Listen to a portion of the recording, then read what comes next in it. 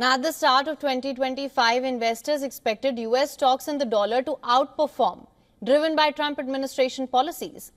However, those assumptions are now being tested. Instead of fueling growth, policy uncertainty has raised concerns about economic stability.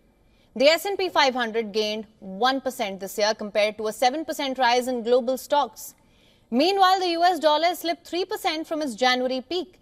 Signs of economic weakness are growing. Consumer confidence fell at its sharpest pace in 3.5 years, while business activity dropped to a 17-month low in February.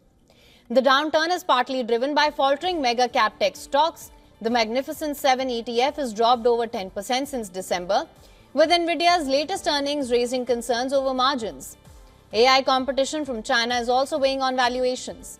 Meanwhile, Europe's Stoxx 600 index is up 10% in 2025, outperforming US markets. The S&P 500's valuation premium over global stocks is at a 20-year high, making US equities look expensive. Small businesses are also scaling back. Capital spending plans have fallen to pre-election lows, and M&A activity in the US is down 33% from last year. Despite the slowdown, many investors are not abandoning US markets.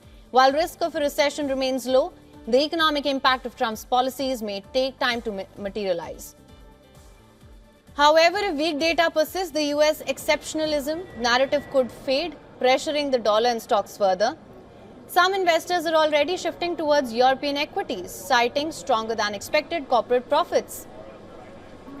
Analysts warn that if the US economy weakens further, global markets may also feel the impact. For now, investors are closely watching economic data and the Fed's next move on interest rates.